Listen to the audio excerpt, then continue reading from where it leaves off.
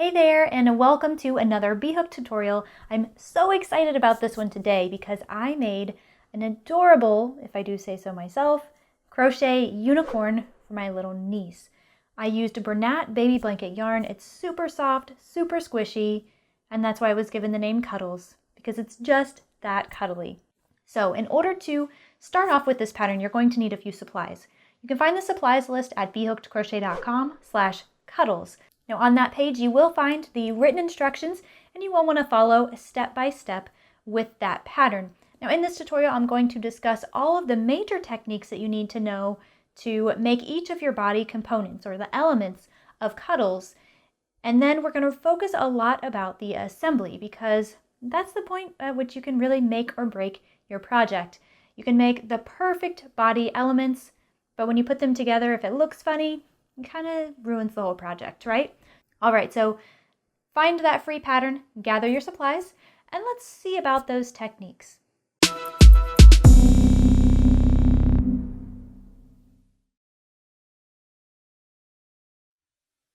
So each one of our body components is going to start off with the magic ring. So we're going to demonstrate that here. And to do the magic ring, you need to set yourself up so you're holding on to the tail here in your dominant hand. And you want to just have 2 fingers ready. We're going to wrap it around those 2 fingers 2 times coming towards us. And you want to leave yourself a little tail. Now pinch that off with your thumb. And now in the background, I want to point out that I'm holding on to it here with my ring finger. I'm just really keeping some tension on there. And then you'll slide your hook underneath both of those 2 strands, just kind of in between those 2 fingers. Then you want to hook this back piece. We're going to pull it underneath this one here. You might have to kind of wiggle it around to make that happen. And now your work looks like this. And then raise up your pinky and your ring finger back there so you can yarn over and pull a loop through this that's on our hook. Now we're almost finished, believe it or not, with the setup of the magic ring. We just need to do that one more time. So yarn over with your working yarn and pull through. We're creating a chain there, basically just getting us some height. That chain is not counting as a single crochet. But now we're ready to start on that first round. So working like this is going to be kind of awkward. So what we need to do is set ourselves up so that we can just have easier access to our working yarn and we can see the opening of the ring that we're working into. Now you carefully want to slide your 2 fingers out of that ring, but leave it so that you can still see the ring. The tail is still laying over the side like this, and then you can just gather up your working yarn. And I do tend to stick these 2 fingers through the ring just so I know where to work. And then I'm going to make a single crochet. So I'm catching the ring, so this strand is really the ring, and then this one here is the tail. So I'm catching both of those under my hook as I do a single crochet. We want to do 6 of these. So that's the first one. 2,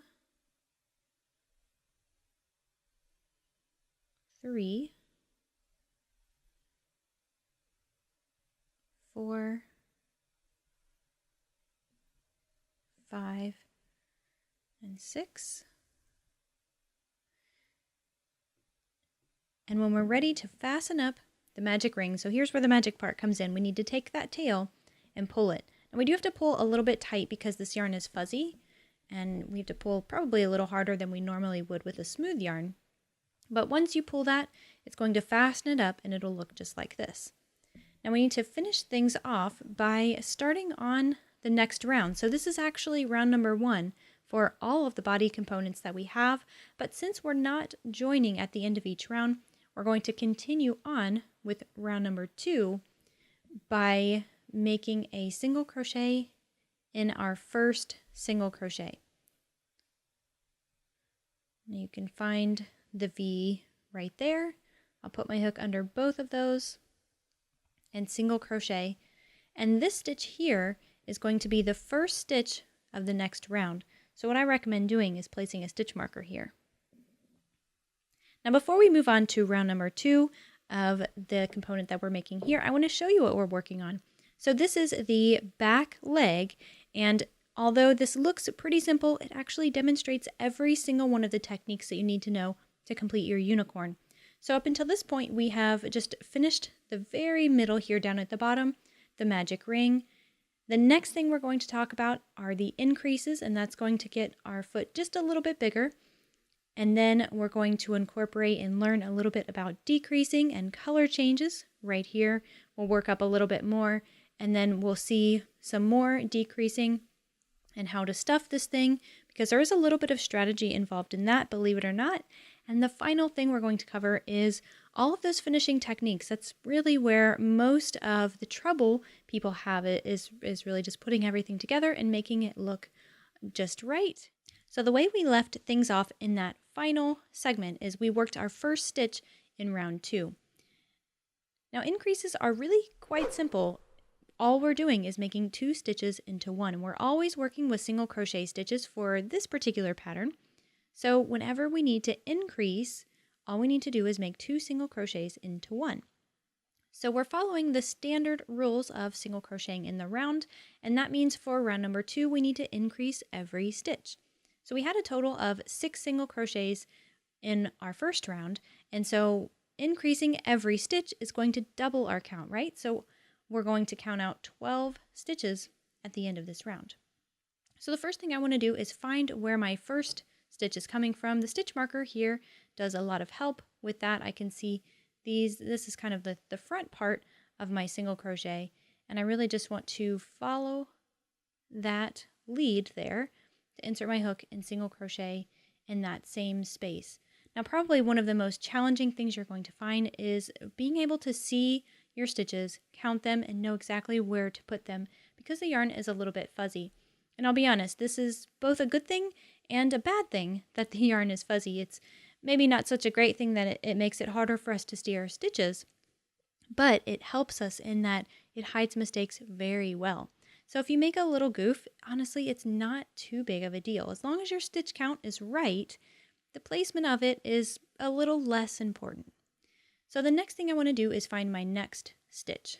And what I like to do is really just try to find those V's. Now they're not really defined V's like they are with a smooth yarn, but you can see these 2 lines right here. Now I know that that is my next stitch, and so I just want to feel around to stick my hook in there, and I want to increase on this stitch too. So that means I'm going to make 2 single crochets into this stitch. Now I have a total of 4, and I do keep a mental tab of how many stitches I have, but if you do need to count them, I recommend flipping it over so that you can see the top part of the stitch and try to find your V's or your 2 lines. So this is going to be the first stitch, and then 2, 3, and the 4th one is kind of hidden there underneath my hook.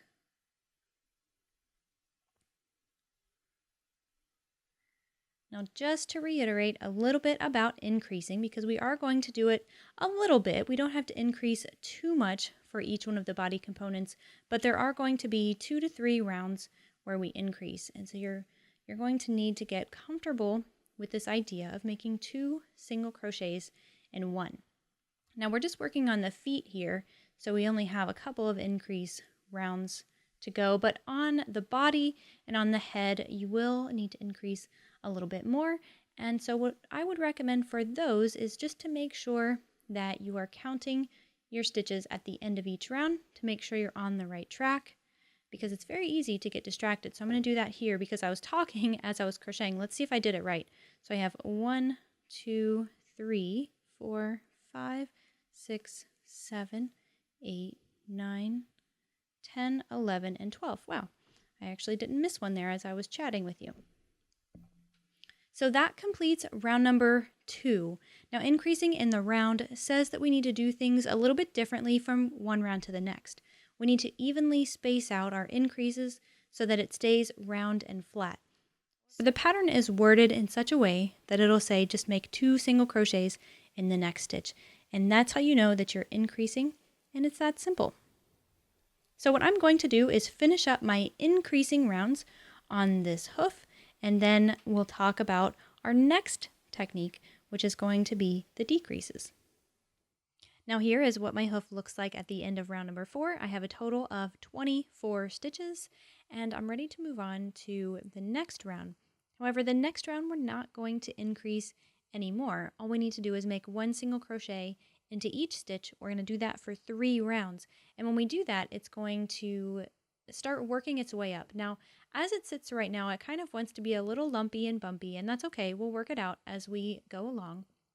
But ideally, we want it to sit like this, so that this is the right side. This is kind of the bottom of the hoof, so it's basically right here. And then we're going to continue working around and around with this showing as our right side, because you can see that the stitches look different on the back side. Now the other thing you'll notice is that it's kind of pointed and a little bit misshapen down at the bottom. And I'll be honest, it's going to do that, and that's okay. That's how this one started out too. But we'll get a little bit creative with our shaping as we work the next few rounds. And that's all you need to do at this point. Go ahead and work up 3 rounds of single crochet where you do not increase, and just carry your stitch marker as you go.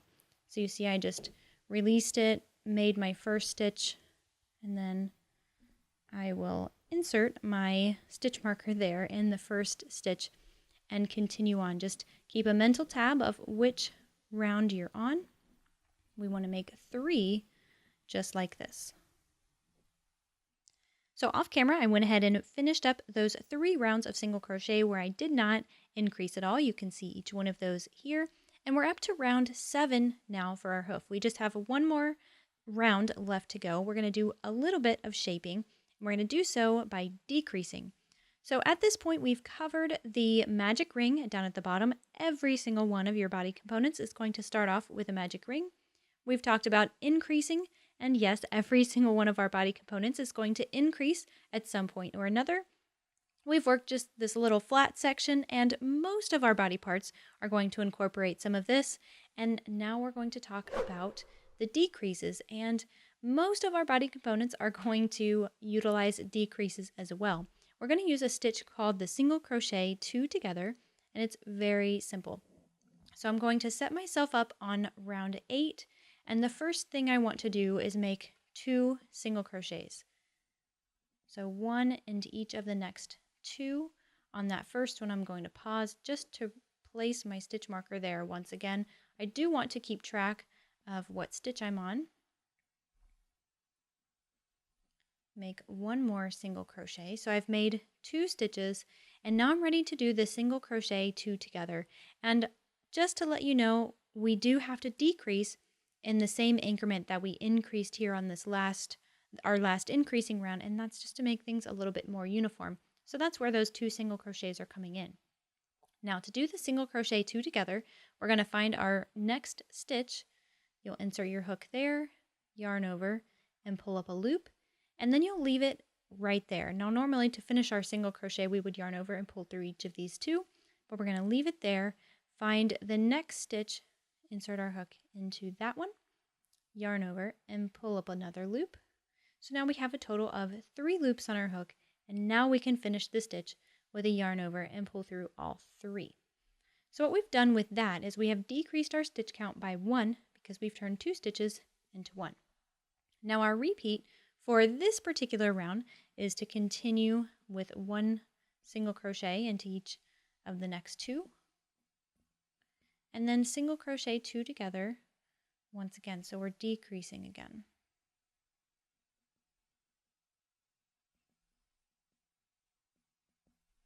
Now depending on which body component you're working on, you're just going to follow right along with the pattern. It's going to tell you exactly how many stitches you need to make in between your decreases, and all you have to do is follow that. It's going to be the same obviously for all of the feet, but the head and the body are going to be a little bit different.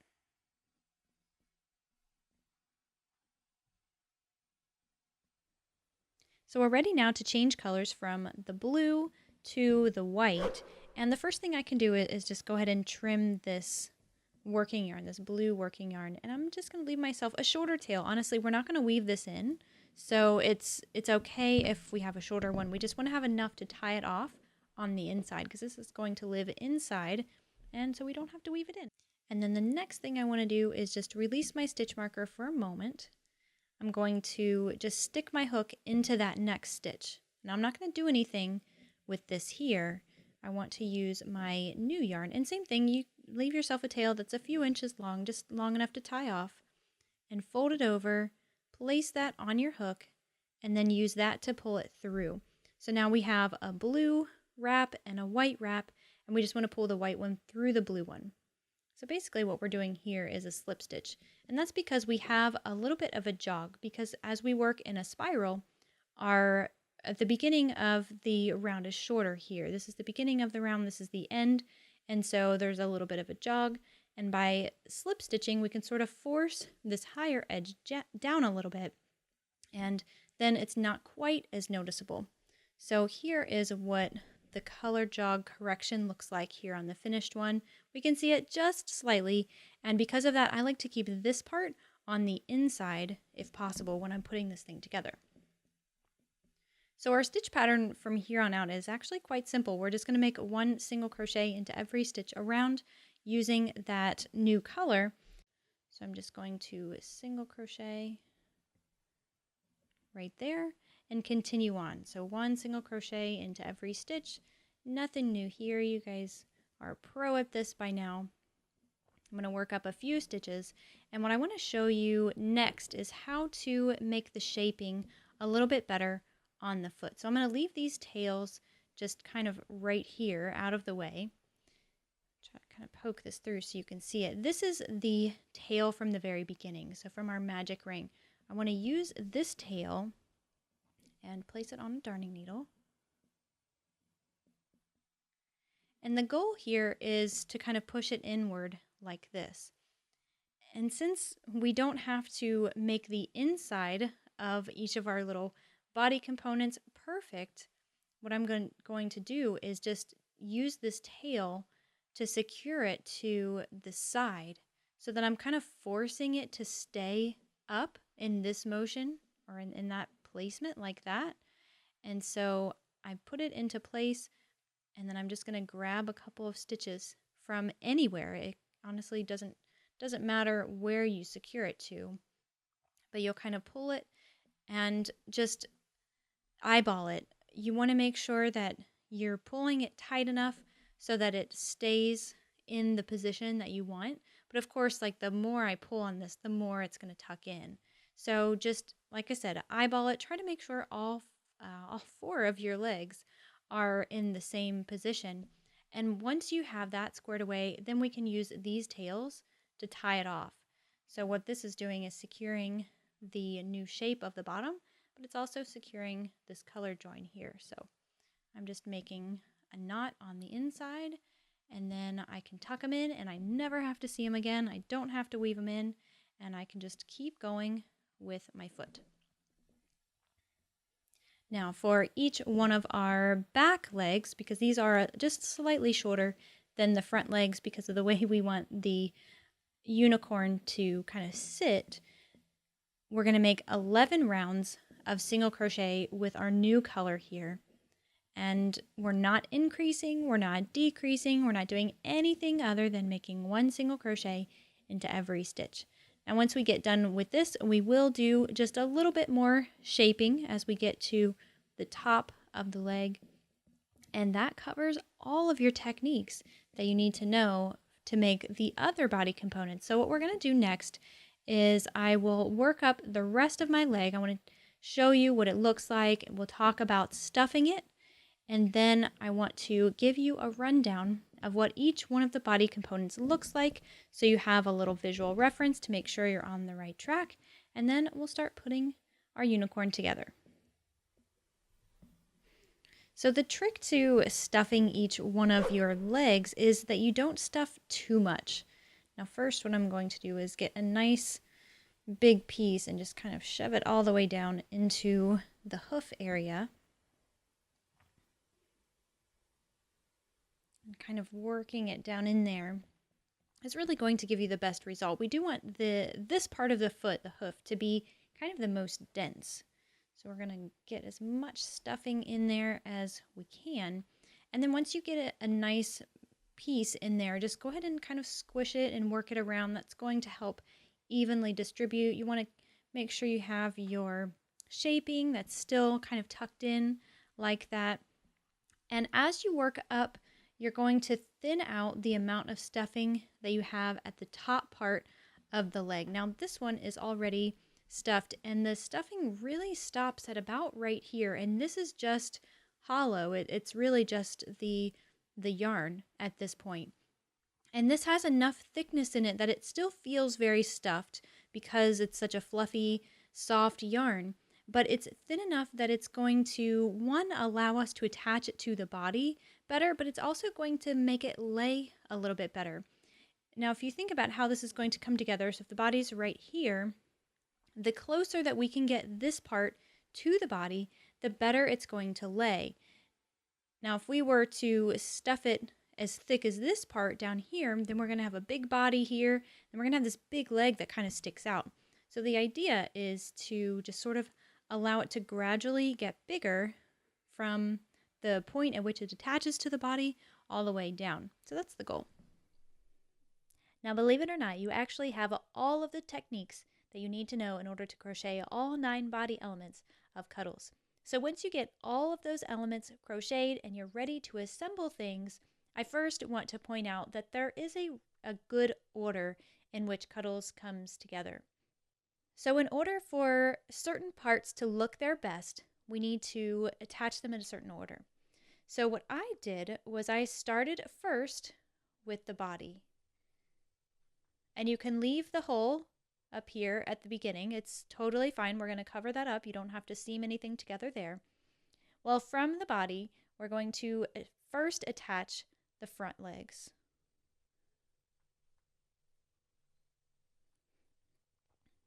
Once you have the front legs attached, you can go ahead and attach the back legs. And then I moved on to the head. Now the main thing you want to make sure is that you attach the head after the front legs. So honestly, if you want to do the back legs first, it's not a big deal. You just want to make sure that you have those front legs in place before you attach the head, because the head is going to be sewn over top of those front legs. Now once you have all of your legs and your head, everything sewn into place, it's really just the fine details from there. I personally like to add the facial components. So in our case, we have the ears, and we have a horn, and then we have the eyes that we embroider on. I like to have the entire body constructed before I add those details, because then you can really see if things are coming together straight and uniform, and you can make any tweaks if you need to. If, say, for some reason your head didn't quite want to sit straight and it might be a little bit crooked, you can sort of make up for those things in this stage. Now I will point out that we do have a couple of holes in our body components. So we have the hole here for the head. You can go ahead and seam that up with your tail. And same thing for all 4 of the legs. We can go ahead and close up those ends. Honestly, I just used a simple whip stitch technique to kind of go over those few stitches and close up that gap so the stuffing doesn't come out. And the ears and the horn, we're actually going to use the hole to help sew it into place. All right, so now that you have all of that in clear understanding, let's go ahead and see how it's done in the tutorial.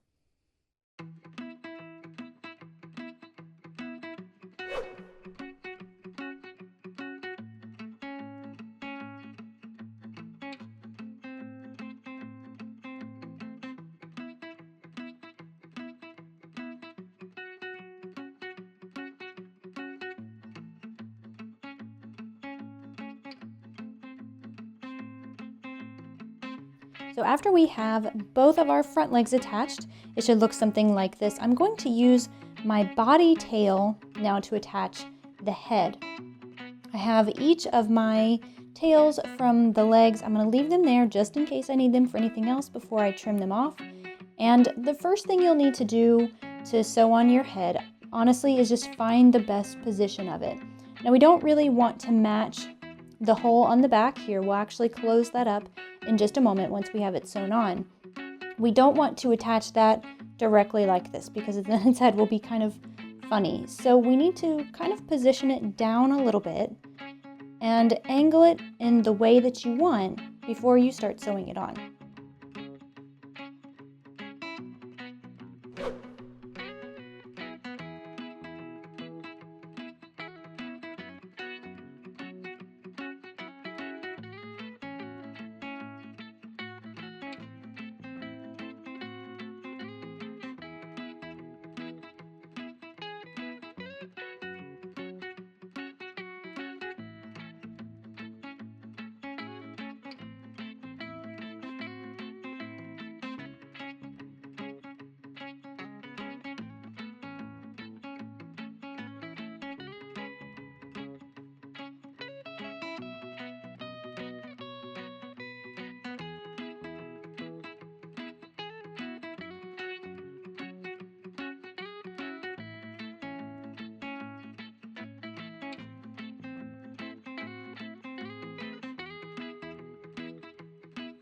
When you're ready to add the back legs, we're going to need a long piece of yarn that's threaded on a darning needle that's going to fit through your buttonhole. So that's kind of the big thing here, because these legs are going to be relatively functional. So the front legs we sewed on and they don't move, right? They kind of have a little bit of play in them just because the fabric is flexible, but they don't swivel back and forth. And that's what we're going to do with the back legs, because we want them to kind of help support the unicorn when it's kind of sitting in that upright position. So the first thing we need to do is figure out exactly where we want them to be placed, and you might have to play around with this. The other thing I want to point out is just if you're keeping track of those jogs, I'm keeping them towards the inside, so I'm just going to keep that in mind. Now once you have that spot squared away, we're not going to use the button yet. Go ahead and stick your darning needle in one side, and now here's where things get a little bit difficult. I'm having to squish this all the way across, and I'm feeling over on the back side for the needle to pop back out the other side.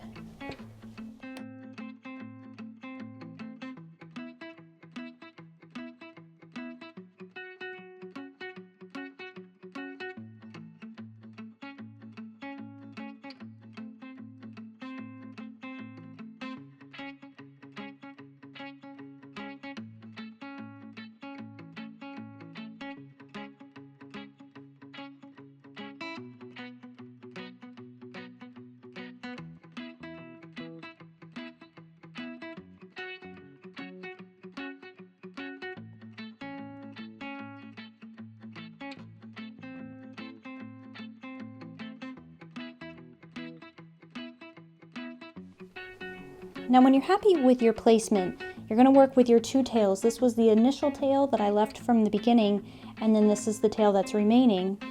I'm just going to tie them in a knot. And the tightness that you kind of add here, however tight you make this knot, that's how much it's going to pull in. See how it's kind of pulled the body in a little bit, and that gives it a nice shaping element to it. So you do want to have some of that, but I don't want it to be too much. So I might just find a happy medium and go ahead and tie this in a knot. We still want it to swivel a little bit, right? We want the legs to be movable like they are here.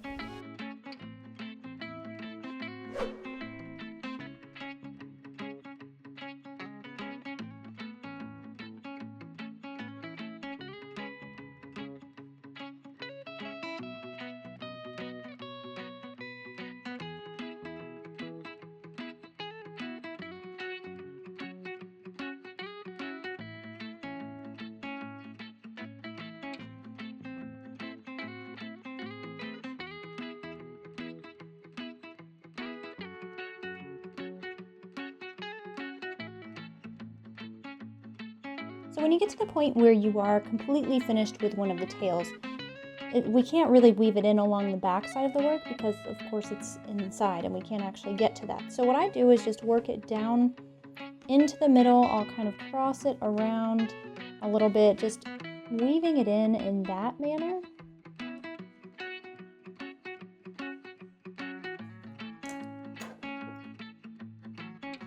And then you can go ahead and just trim it off.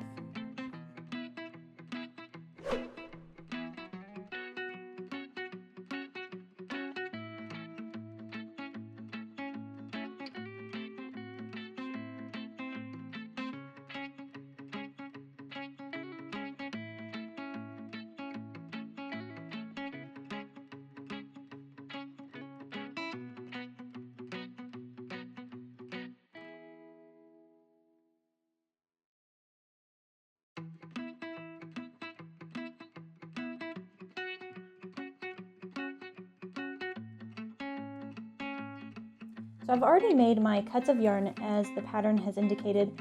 Again, you're going to just eyeball this. The thicker your mane, obviously the more cuts you'll make. If you want it a little bit thinner, you'll make fewer. So we're going to use the horn as our guiding point. We basically want to find the middle point in between the two ears and the middle behind the head. We're going to start here with the mane and go all the way down and cover up some of the arms back here. Actually, this is more the straight. I've got the head turned here so you can see it on camera. But the first thing we want to do is just take our crochet hook and put it underneath a stitch. Could be any stitch, doesn't really matter in this case. And you'll hook your piece of yarn onto that and pull it through.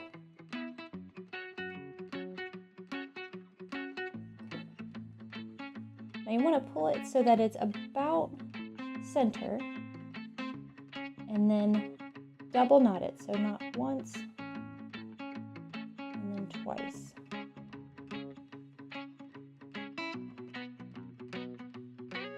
And then move on to the next. Adding the mane and tail is just this simple.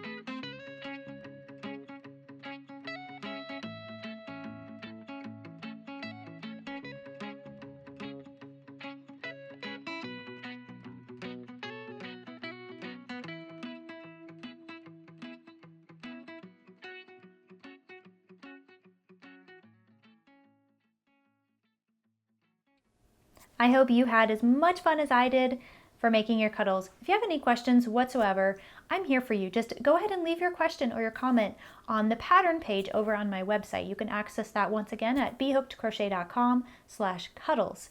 And I would absolutely love for you to share your photos with me on social. You can get so creative with the color choices, and I really look forward to seeing what you come up with. So you can find me on Instagram at B.Hooked and on Facebook at B.Hooked Crochet.